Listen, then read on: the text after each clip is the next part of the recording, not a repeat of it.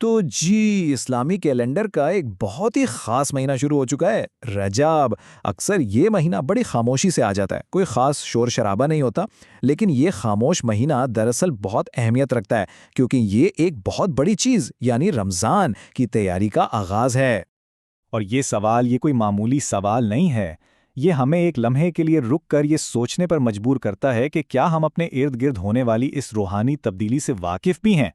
روزمرہ کی زندگی میں اتنے مصروف ہوتے ہیں کہ شاید بہت سے لوگوں نے اس پر غور ہی نہیں کیا ہوگا، لیکن روحانی دنیا میں ایک حرمت والے مہینے کا آنا ایک بہت بڑا واقعہ ہے۔ تو آخر رجب کو اتنا خاص کیا چیز بناتی ہے؟ چلیں ذرا گہرائی میں اتر کر دیکھتے ہیں کہ یہ مہینہ کیوں ایک الگ ہی اہمیت رکھتا ہے۔ یہ کیلنڈر پر بس ایک اور مہینہ نہیں ہے، یہ وہ وقت ہے جسے خود اللہ تعالیٰ نے چنا ہے، ایک ایسا وقت جس کا ایک خاص مقصد ہے۔ جب اللہ کسی چیز کو حرمت والا قرار دیتا ہے تو اس کا مطلب ہے کہ اس وقت میں ہمارے اعمال کا وزن بہت بڑھ جاتا ہے، ہر سوچ، ہر عمل یوں سمجھیں کہ وہ کئی گنا بڑھ جاتا ہے۔ سال کے 12 مہینوں میں سے اللہ نے 4 کو حرمت والا چنا اور رجب ان میں سے ایک ہے، یہ کوئی چھوٹی بات نہیں ہے۔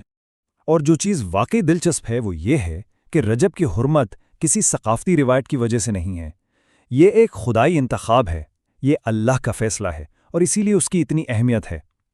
اس بات کو سمجھنا اس مہینے کے بارے میں ہمارے پورے نقطہ نظر کو بدل دیتا ہے۔ ذرا اس طاقتور نقطے پر غور کریں۔ اللہ نے یہ نہیں کہا کہ دوسروں پر ظلم نہ کرو، بلکہ فرمایا اپنی جانوں پر ظلم نہ کرو۔ کیوں؟ کیونکہ گناہ اللہ کو کوئی نقصان نہیں پہنچاتا، وہ تو خود ہمیں ہی نقصان پہنچاتا ہے، اور حرمت والے مہینوں میں اس گناہ کا وزن اور بھی زیادہ ہو جاتا ہے۔ یہ ایک ایسی تنبیہ ہے جو رحمت سے بھری ہوئی ہے۔ تو لوگ اس معاملے میں کہاں غلطی کرتے ہیں؟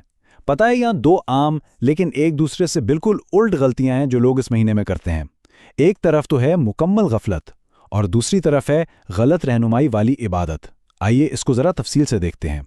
یہ 2 انتہائیں ہیں، ایک طرف ہم غافل دل دیکھتے ہیں جو اس مہینے کو یوں ہی گزرنے دیتا ہے، موقع ضائع کر دیتا ہے، اور دوسری طرف ہم گمراہ دل دیکھتے ہیں جو ایسی عبادتیں کرتا ہے جن کی دین میں کوئی بنیاد نہیں ہے۔ کبھی کبھی ایسا ہوتا ہے کہ جب شیطان کسی کو عبادت سے نہیں روک پاتا تو وہ اسے ایسی عبادتوں کی طرف لگا دیتا ہے جو اللہ نے بتائی ہی نہیں ہیں۔ یہ ان طریقوں کی صرف چند مثالیں ہیں جو لوگوں میں عام ہو گئی ہیں، لیکن ان کی کوئی بنیاد مستند تعلیمات میں نہیں ملتی۔ نبی اکرم صلی اللہ علیہ وسلم جو ہم سب سے زیادہ اللہ سے محبت کرتے تھے، انہوں نے کبھی بھی رجب کو کسی خاص عبادت کے لیے مخصوص نہیں کیا، تو ہم کیسے سوچ سکتے ہیں کہ ہم کوئی بہتر راستہ جانتے ہیں؟ تو بات آ کر یہاں رکتی ہے۔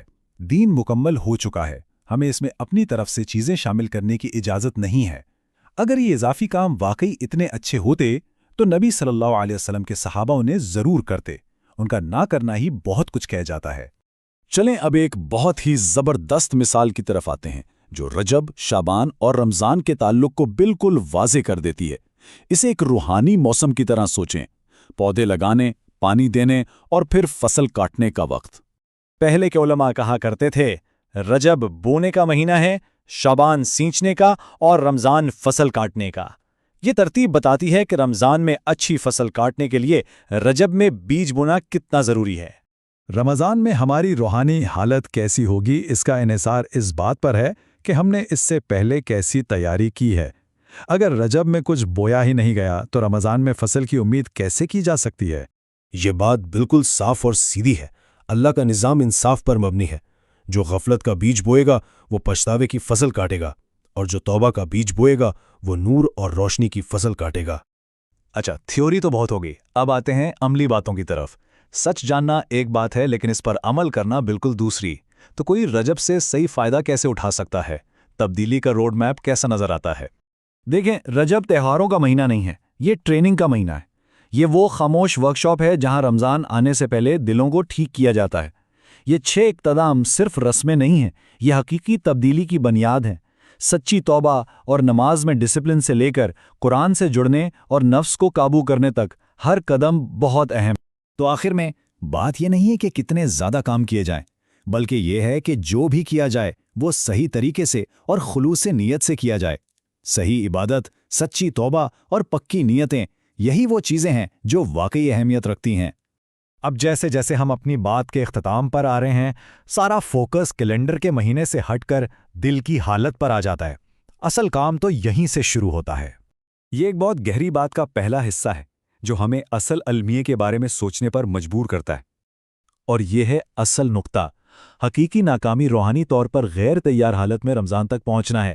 بہت سے لوگ رمضان تک پہنچیں گے، لیکن کچھ ہی ہوں گے جو اس سے واقعی تبدیل ہوں گے۔ فرق کیا ہے؟ فرق وہی تیاری ہے جو رجب میں شروع ہوتی ہے۔ رجب رمضان کی آمد سے پہلے آخری 2 مہینوں کی وارننگ ہے۔ یہ اللہ کی طرف سے ایک ہلکی سی دستک ہے، اس سے پہلے کہ رمضان زور سے دروازہ کھٹکھٹائے۔ رمضان تو آئے گا ہی، یہ ایک یقینی بات ہے، لیکن ایک سوال ہے جو ہر ایک کو اپنے آپ سے پوچھنا چاہیے، اور یہی وہ سوال ہے جو سب سے زیادہ اہم ہے۔ اور آخر میں یہی وہ گہرا اور ذاتی سوال ہے جو رجب میں تیاری کے پورے مقصد کو سمیٹ لیتا ہے۔ کیا دل مغفرت حاصل کرنے کے لیے تیار ہے؟